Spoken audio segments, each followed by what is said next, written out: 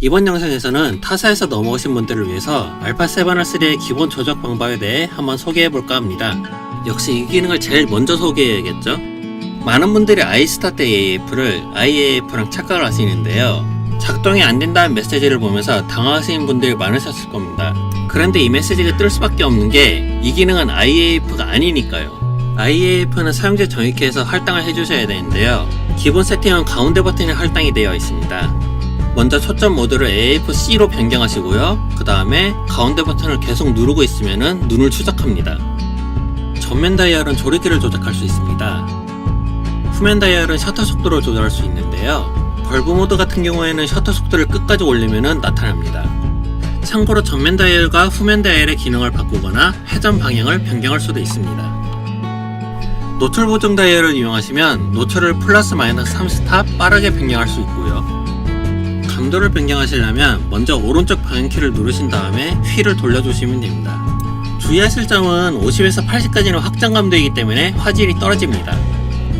자동 감도에서 최소값과 최대값을 설정하시려면 오른쪽 방향키를 누르신 다음에 마음대로 설정해 주시면 됩니다.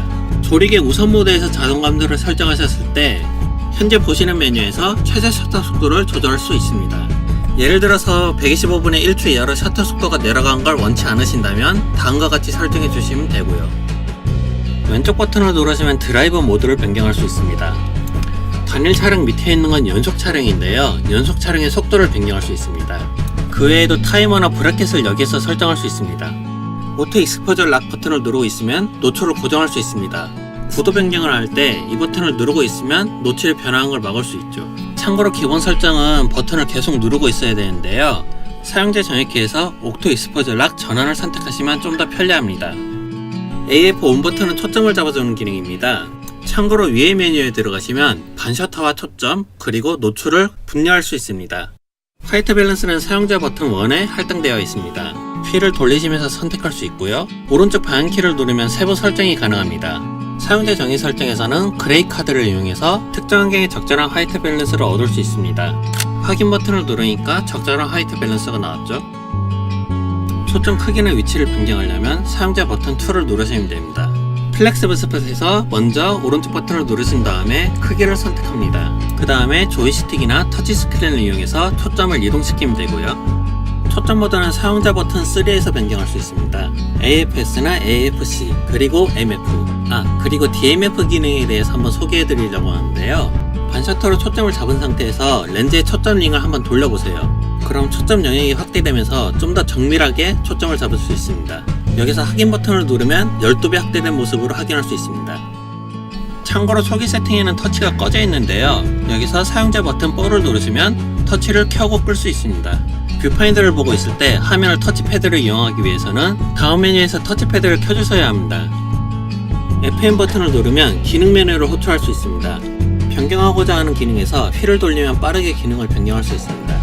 물론 기능 메뉴는 사용자의 입맛에 맞게 직접 수많은 기능들을 등록할 수 있습니다. 디스플레이 버튼을 누르면 디스플레이 모드를 변경할 수 있는데요. 히스토그램이나 수평계 등을 확인할 수 있습니다. 메뉴에 있는 디스플레이 버튼에 들어가시면 화면에 표시된 정보를 직접 선택할 수 있습니다. 다음과 같이 말이죠.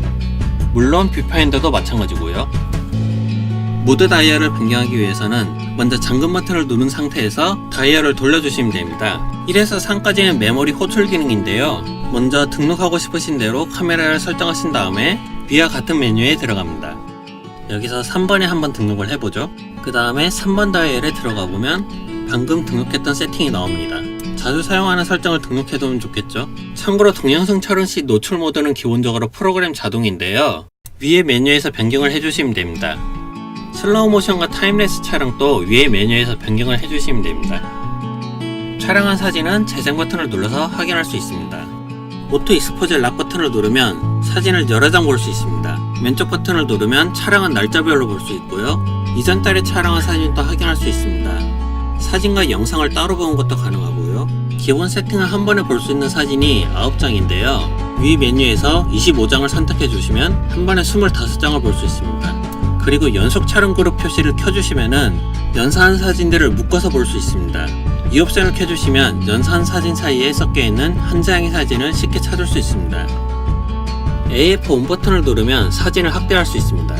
여기서 조이스틱이나 터치스크린을 이용해서 사진이 확대된 부위를 이동시킬 수 있고요. 휠 버튼을 돌리면 사진의 확대 배열을 조절할 수 있습니다. 참고로 이 상태에서 전면이나 후면 다이얼을 돌리면 확대 위치를 유지하면서 전에 촬영한 사진을 확인할 수 있습니다. 사용자 버튼 3를 누르면 사진을 보호할 수 있습니다. 삭제 버튼을 눌러도 사진이 보호되었다는 메시지와 함께 사진이 삭제되지 않습니다. 물론 주의하실 점은 이 기능을 사용하시더라도 사진을 포맷으로부터 지켜주진 않습니다. 참고로 사용자 전위키에서 등급 지정을 할당할 수 있습니다. 보시다시피 기본 세팅에서는 사용자 버튼 1과 2가 좀 놀고 있는데요.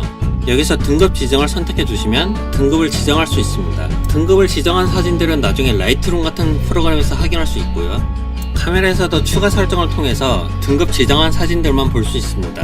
아니면 보호한 사진들만 볼 수 있고요. FM 버튼을 누르면 사진을 스마트폰에 전송할 수 있습니다. 이를 위해선 먼저 스마트폰에 플레이 메모리즈 앱을 설치해 주셔야 되고요. 그 다음에 QR코드를 스캔해 주시면 됩니다. NFC를 지원하는 스마트폰이라면 NFC 태그에 스마트폰을 가져다 주시면 되고요. 이제 기본적인 조작 방법에 대한 설명은 끝났고요. 그 다음에 몇 가지 설정에 대해서 간단히 소개를 해볼까 합니다. 알파 7R3는 4K 촬영 시 크롭 모드에서 가장 최고의 화질을 보여주는데요. 그런데 나는 화질이 조금 떨어져도 4K 풀프레임으로 촬영하고 싶다. 그러면 위에 메뉴에 들어가셔서 다음과 같이 설정해 주시면 됩니다. 장시간 노출 노이즈 리덕션은 장시간 노출 촬영 시 발생하는 핫픽셀을 제거해 주는데요. 문제는 이 기능을 켰을 때 촬영 시간이 2배로 늘어납니다. 예를 들어서 제가 15초를 장노출을 했다고 치면은 30초라는 시간에 걸리는 거죠. 그러니까 웬만하면 이 기능을 끄는 걸 권장합니다. AF 보조왕도 필요에 따라선 끄면 되겠고요. 오토 화이트 밸런스 우선순위 설정 기능은 표준, 분위기, 흰색 우선이 있는데요. 취향에 맞게 설정하시면 될 것 같습니다. 실내에서 플리커가 발생한 게 싫으시다면 깜빡임 방지 촬영 기능을 켜주시면 됩니다. 무음 셔터를 이용하시려면 조용한 촬영 기능을 켜주시면 됩니다. 프레임 레이트를 높음으로 변경하시면 120프레임으로 작동하기 때문에 동체 추적에 좀 더 편리합니다. 다만 배터리 소모율이 좀 더 높아지는 경향이 있습니다. 참고로 알파 7R3는 배터리 소모율을 위해서 뷰파인더의 화질을 조금 낮추는 경향이 있는데요. 표시 품질을 높음으로 변경하시면 최고의 화질로 뷰파인더를 볼 수 있습니다. 다만 이것도 마찬가지로 배터리 소모율은 높아집니다. 스튜디오에서 플래시로 촬영을 할 때 화면이 깜깜해지는 문제를 해결하기 위해서는 라이브 뷰 표시 기능을 꺼주시면 됩니다. 초점을 잡을 때 소리나는 비프음은 오디오 신호를 꺼주시면 됩니다. 재생 미디어 선택에서는 첫 번째 슬롯에 있는 사진을 재생할지 두 번째 슬롯에 있는 사진을 재생할지 선택할 수 있습니다. 절전 모드는 기본적으로 일본어로 세팅되어 있는데요. 여기서 편하신 대로 세팅을 해주시면 됩니다.